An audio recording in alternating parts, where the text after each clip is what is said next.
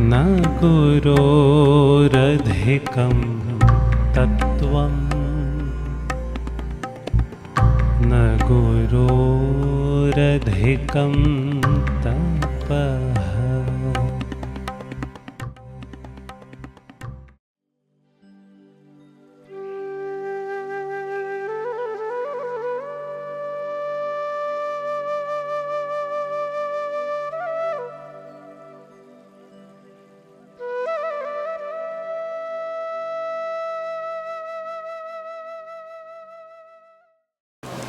Om Amriteshwari Namaha. Welcome to Amrita Vaibhavam. This is a series of talks, devotional songs, spiritual discussions and symposiums by Swamis, Swaminis, Brahmacharis, Brahmacharinis, householder devotees, staff and students of Amrita institutions. In Taittiriya Upanishad, it is mentioned that the Guru imparts his knowledge, and to check how much was grasped by his disciples, he would choose one or two of them and ask them to repeat what was discussed. The same technique is being implemented in modern institutions as well. Amma also uses the same technique. With this in mind, let's watch today's episode. Om Amriteshwari Namaha.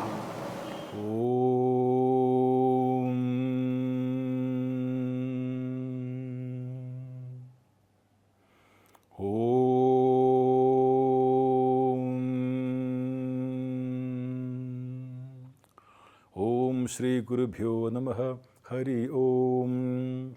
Dhyayamo Dhavala-Vakunthanavatim Tejomayim Nashtikim Nigdhapanga Vilokinim Bhagavatim Mandaspita Mukhim Valsalyamritavarshinim Sumuduram Sankirtanalapinim Shyamangi Madhatikta Suktim Amritanandamayi.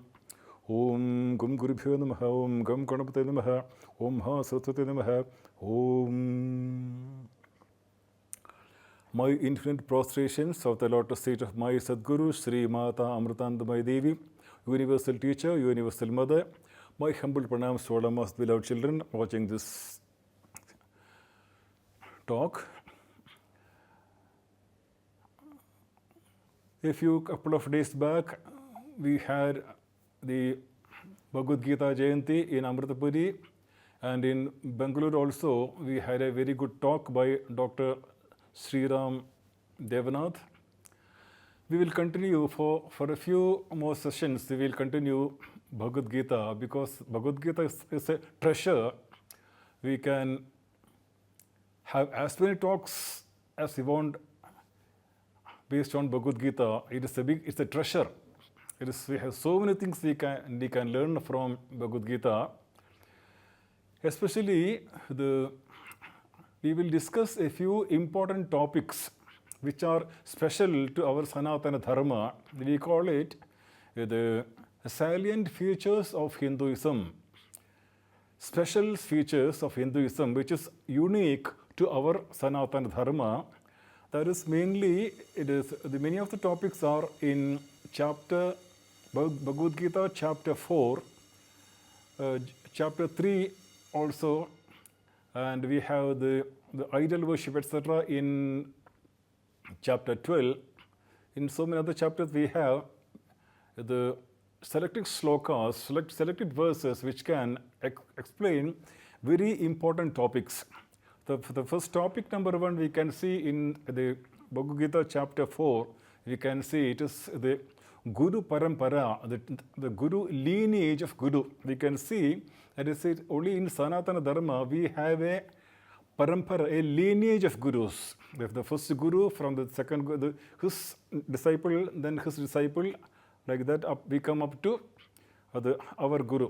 So that Guru Parampara, the lineage of Guru is special to our Sanatana Dharma, and that is that we can see it in chapter 4 of Bhagavad Gita. Again, we see another very important topic is called avatar. Avatar is incarnation. Whenever dharma, righteousness declines, then the Bhagavan takes a form to suit the time and generation. and that was what we call as avatar. Avatar is also unique to our tradition. That is number 2. Third, we can say that usually we say that good actions can take us to permanent heaven and bad actions can take us to permanent hell. Whereas we say that it is not so. Good actions and bad actions, their results are very limited, because actions by themselves are limited, a limited thing which cannot take us to the infinite. Therefore, not only bad actions but good actions are also binding by nature, and therefore we have to say that topic also we'll discuss. Then we'll say that the means for liberation, for moksha, it is not action, because action is limited. We say that knowledge, jnanam, is the means for liberation, and that is one important topic. And that second, again we have Jivan Mukti, we have liberation even when we are on this earth. When we are living in the body, we get mukti or the liberation or moksha, salvation, etc. It is not after death going to heaven, but here and now. That's another important topic. Then we have a very, very important topic which we call as the Varna Ashrama Dharma. The Varna, the Brahmana, the Kshatriya, Vaishya, Shudra. That's the Varna, the 4 different types of activities in the society. And then we have the 4 ashramas which we call as the Brahmacharya Ashrama, Grihastha Ashrama, Vanaprastha Ashrama, Sannyasa Ashrama. That's called Varna Ashrama Dharma. Is a very, very important topic. They say it's a controversial topic. It's nothing controversial about it. We will discuss in detail. We can have another very important topic is what we call as idol worship or worship of God with form. That is very, very important. That we can discuss mainly. We can discuss in the 12th chapter of Bhagavad Gita. And then another very important topic is what we call as yajna. Yajna is the attitude behind action. Collectively, we perform actions which purify us, and then that purification, once the mind is purified by yajna, then we slowly go to the jnana marga, the jnana part. So that yajna, the joint worship, that sustains. The Bhagavan says that the yajna is sustaining the life on earth, life of human beings.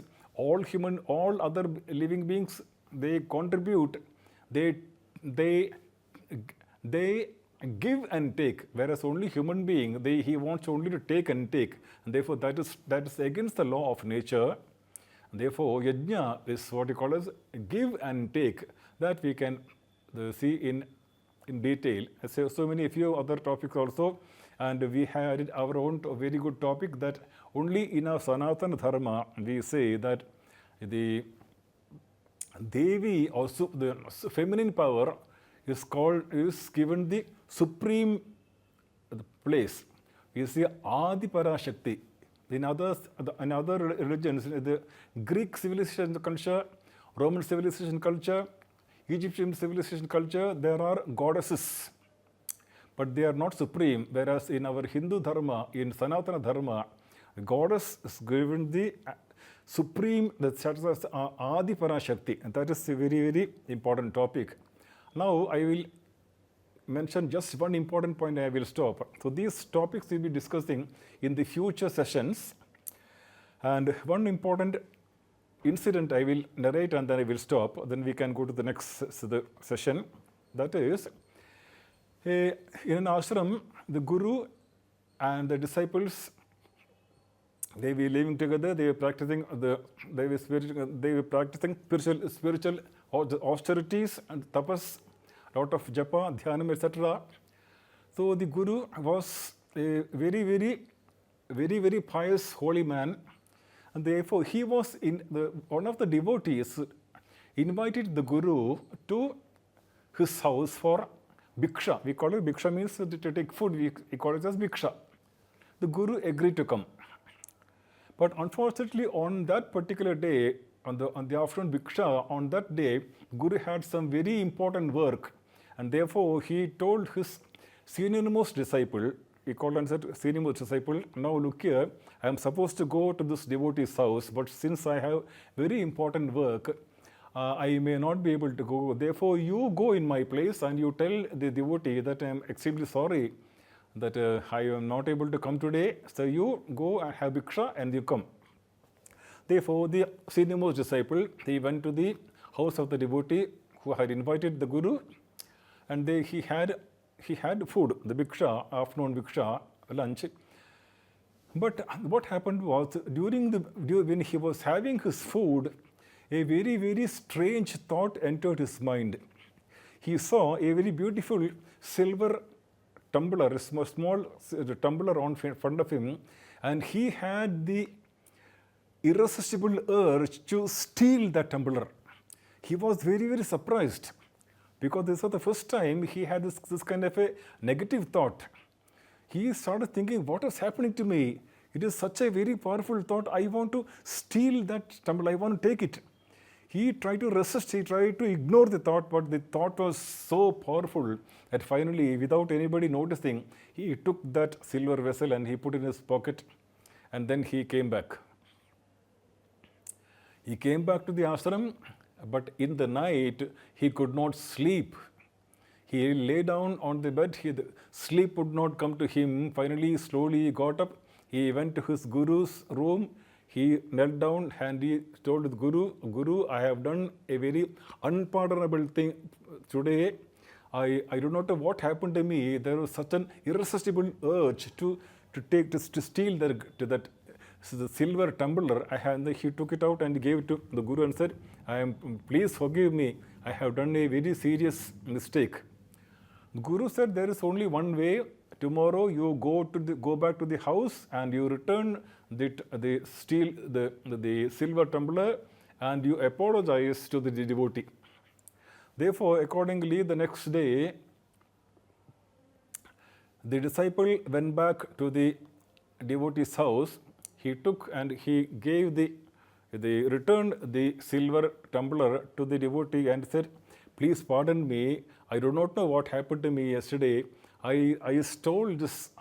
Without permission, I took it to my ashram.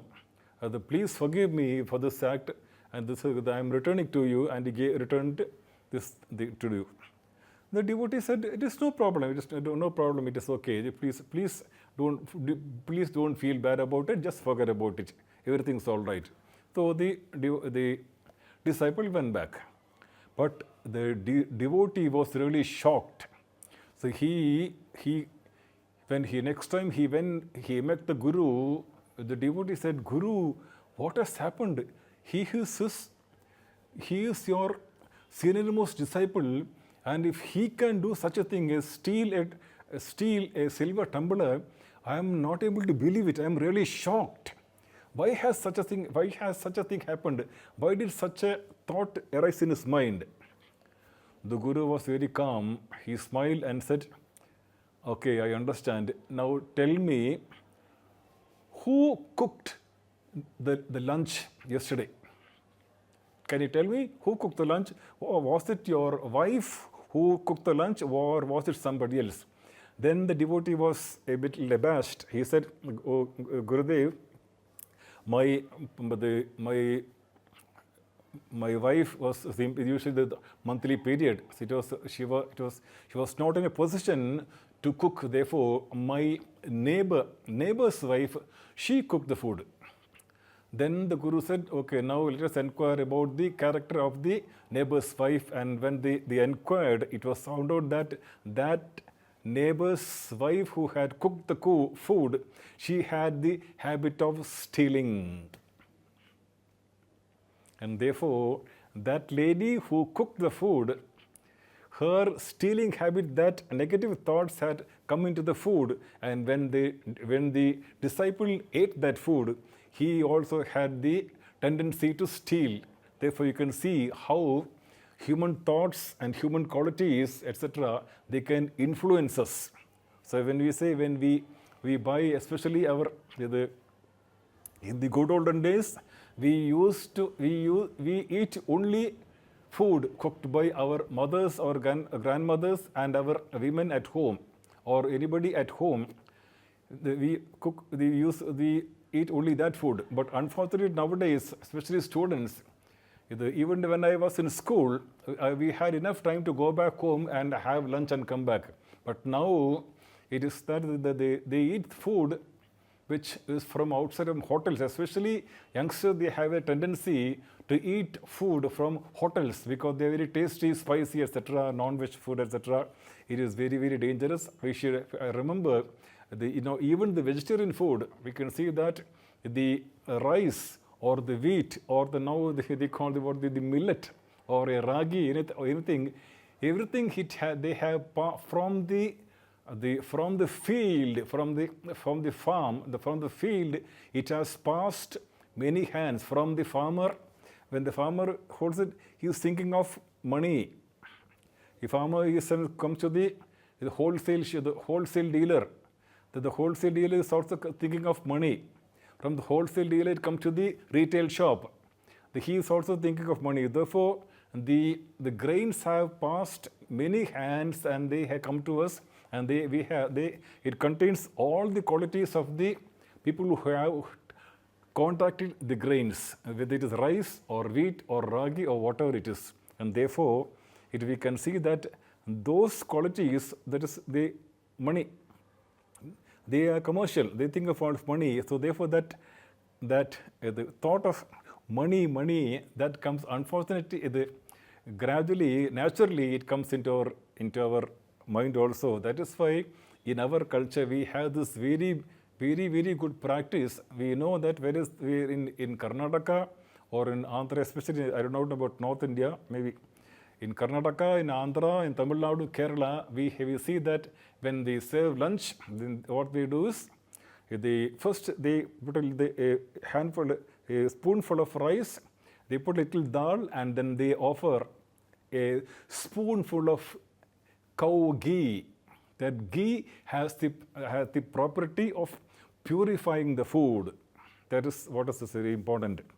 The ghee has the property to purify the food, and that is so when the ghee is offered, it has the habit of giving us ghee. The ghee can purify the food, and secondly, that is why when we keep the food in front of us and we chant the 15th chapter of Bhagavad Gita, Sri Bhagavan Vacha Urdham Ulamada Shakam Ashyatam Prakuravyayam. We chant that 15th chapter, 20 verses we chant before food. That can purify our food. Therefore, I request all Amma's devotees, even though they are with many, there are many who do not know Bhagavad Gita, the chapter 15. So this is why we say that Sri Krishna, Sri Krishna is associated with cow. Cow is a very, very sattvic, pure animal. We call her Go Mata. She is so pure that her milk and its products then can give us nourishment, and they can purify us also. That is what we can see. So the importance of the milk products, that is very, very, very important. That is associated. The cow is associated with Bhagwan Sri Krishna. And secondly, we have to remember Sri Krishna's elder brother Balram, Sankarshana. His name is Sankarshana. He has the plow. Plow is used for plowing the field, agriculture, and therefore, this is we are stuck with technology. Technology is very, very important. It is necessary we understand, but we have to understand. Let's not get stuck with technology. Amma's children, youngsters, we have to be more and more associated with the Sri Krishna's cow and the fields also. Amma always advises to grow our own food with the vegetables, fruits, etc.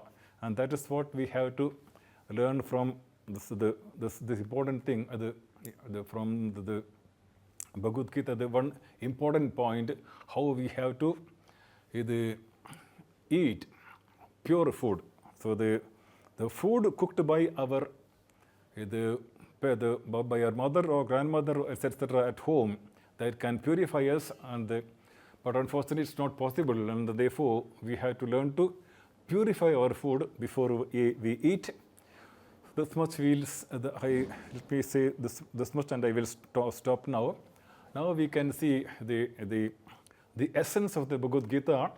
Dr. Gayatri and our two devotees, Krishna Kumar and his wife Swati, they will present the essence of the Bhagavad Gita, and then we will conclude with a kirtan by Dr. Gayatri.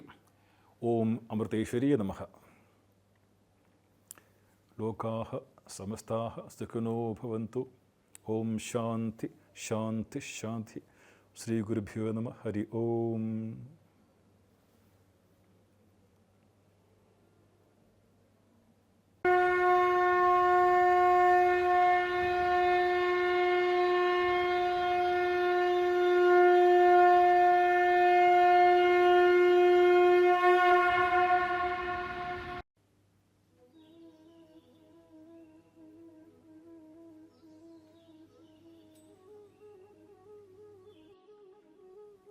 Krishna, why do we need to study Bhagavad Gita? Can you describe it in 2 words? Mama Dharma. First verse of Bhagavad Gita starts with the word Dharma from Dharmakshetre Kurukshetre. Last verse of Bhagavad Gita ends with the word Mama from Yatra Yogeshwara Krishno Tatra Sri Vijayo Bhurtir Dhruva Netir Matir Mama. So in essence, it is Mama Dharma, my duty. The study of Bhagavad Gita answers the most important question, what is my dharma or duty? What is the advantage of studying Bhagavad Gita? Ashocyananvashocastvam mokshayishyami ma shuchaha. Sri Krishna begins with the first words Asocyan Anvasochastvam in chapter 2 verse 11 in response to Arjuna's lamentation that there is in fact no reason for sorrow. Sri Krishna ends chapter 18 verse 66 with Moksha Ishyami Ma Shucha, asking Arjuna to surrender completely and not to grieve. So in essence, advantage of studying Bhagavad Gita is the removal of sorrow from one's life. What is the essence of the teachings of Bhagavad Gita?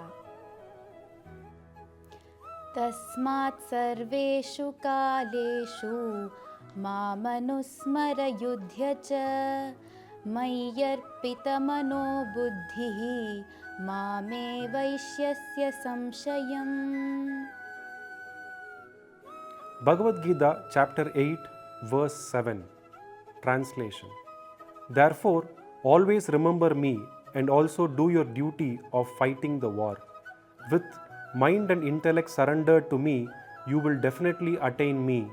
Of this there is no doubt. What is the easiest way to worship you, the Supreme? Patram pushpam phalam toyam yo me bhaktya prayachati tadaham bhaktyupahritam ashnami prayatatmanah yat karoshi yadashnasi yajjuhoshi dadasi yat tapasyasi kaunteya tat kurushva madarpanam. Bhagavad Gita chapter 9 verse 26 and 27. Translation. If one offers to me with devotion a leaf, a flower, a fruit, or even water, I delightfully partake of that item offered with love and my devotee in pure consciousness. Whatever you do, whatever you eat, whatever you offer as oblation to the sacred fire, whatever you bestow as a gift, and whatever austerities you perform, O son of Kunti, do them as an offering to me. We all are aware of many examples from our Puranas. With devotion, Draupadi offered a single leaf that was stuck in the Akshaya Patra to Sri Krishna, who partook it and blessed the Pandavas to feed Durvasa Rishi and his entire group successfully. With devotion, Gajendra offered a lotus flower to Sri Vishnu, who severed the crocodile and liberated Gajendra and granted moksha. With devotion, Sabari offered a fruit to Sri Rama, who accepted and ate the same even though the fruits were tasted by Sabari. With devotion, Rantideva offered a sip of water to Vishnu, who threw a Sudarshana Chakra to kill all the demons sent by Durvasa Rishi's anger. How can we lead a simple life with an attitude of surrender? श्रेयान् द्रव्यमयाद्यज्ञात् ज्ञानयज्ञः परन्तप सर्वं कर्माखिलं पार्थ ज्ञाने परिसमाप्यते. Bhagavad Gita, chapter 4, verse 33. Translation. O vanquisher of the foes, the highest sacrifice is that of wisdom, which is superior to material sacrifice, because whatever may be accomplished by action is realized only in wisdom. Sacrifice performed in knowledge is superior to any mechanical material sacrifice. After all sacrifices of work culminate in knowledge. Immense gratitude for the Bhagavad Gita offering. How should we perform all the actions in this world? तस्मात् शास्त्रं प्रमाणं ते कार्याकार्यव्यवस्थितौ ज्ञात्वा शास्त्रविधानोक्तं कर्म कर्तुमिहार्हसि. Bhagavad Gita, chapter 16, verse 24. Therefore, let the scriptures be your authority in determining what should be done and what should not be done. Understand the scriptural injunctions and teachings and then perform your actions in this world accordingly.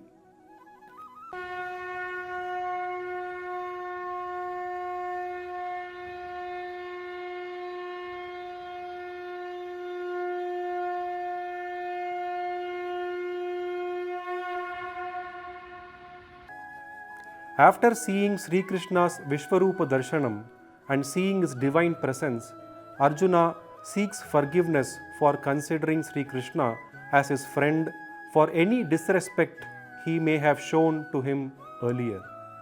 We also call Amma affectionately as Amma and Ambuti Amma, and hence this is a perfect forgiveness that we can seek for all our callings as well. Bhagavad Gita, chapter 11, verse 41-42.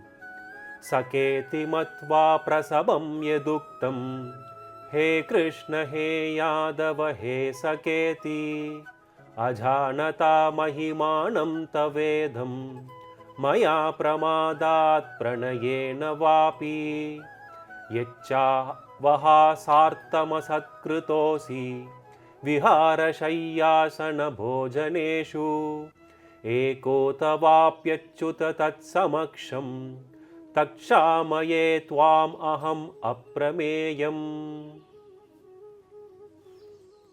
Translation. Thinking of you as my friend, I presumptuously addressed you as O Krishna, O Yadava, O my dear friend. I was ignorant of your majesty, showing negligence and undue affection. And if jestfully I treated you with disrespect while playing, resting, sitting, eating, when alone or before others, for all that I crave forgiveness.